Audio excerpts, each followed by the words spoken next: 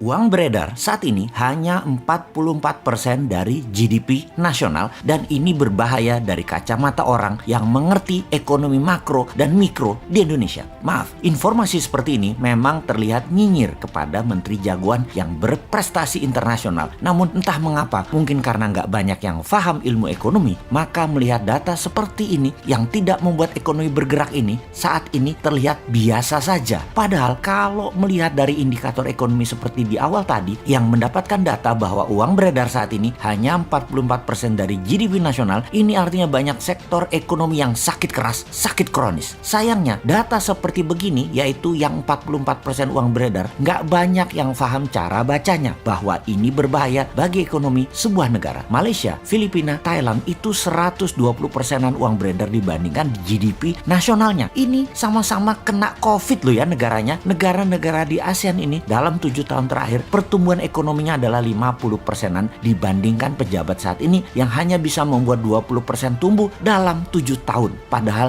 niat dan janji sucinya dulu 50%-an tumbuhnya dalam 7 tahun karena setiap tahun katanya ekonomi harus tumbuh 7%. Dan kalau semua itu tercapai tumbuhnya 50%-an. Ini harusnya ya 50%-an dalam 7 tahun. Ternyata tidak tercapai, hanya 20%. Dan untuk menutupi kegagalan tersebut, maka strategi yang dilakukan oleh yang katanya jago ekonomi dan keuangan negara tersebut yaitu menggunakan FDI, Foreign Direct Investment. Oke, bolehlah strateginya. Sekedar mengingatkan di mana nanti para new mind kalau berkuasa beda strateginya. Pakai DDI, Domestic Direct Investment. Pakai kekuatan kita sendiri dalam negeri, anak bangsa. Saat ini oleh old mind, anak bangsa kekuatan sendiri tidak dipercaya. Bahkan 4L sering mengatakan Indonesia belum mampu, jadi perlu orang Tiongkok. Heran ya, kok anak bangsa diejek tapi oleh fansnya nggak ada yang mencela atau yang kecewa. Oh lupa, punya pasukan buzzer yang selalu meluruskan hal yang bengkok dengan narasi. Bener deh, sangat jelas kalau strategi sekarang adalah cinta asing. Karena itu dipilih investasi FDI. Sekali lagi, namanya juga keputusan orang populer. Semua dilakukan terlihat benar lah. Sampai suatu hari piring kalian kosong,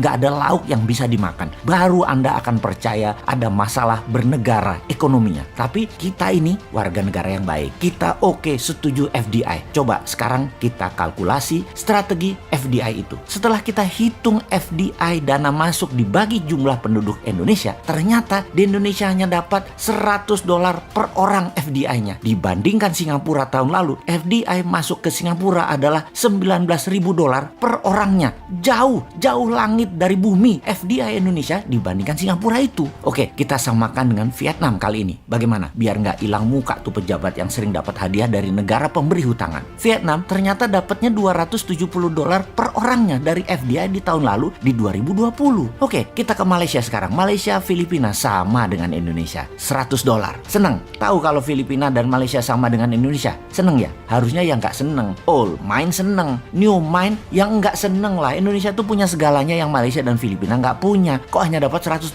Lalu apa strateginya? Ya kembali ke klasik. Karena old mind bisanya cuma satu, yaitu hutang lagi. Oke, mau lihat dari kacamata mana indikator ekonominya sekarang? Bagaimana kalau kita lihat dari pertumbuhan kredit? Tiap tahun harusnya kredit disalurkan itu tumbuhnya 15% dibanding tahun sebelumnya. Di mana 15% itu pasti akan menumbuhkan 7%-an ekonomi. Namun, beberapa tahun belakangan ini, kredit hanya 2-3% pertumbuhannya. Ya bagaimana ekonomi mau tumbuh 7%?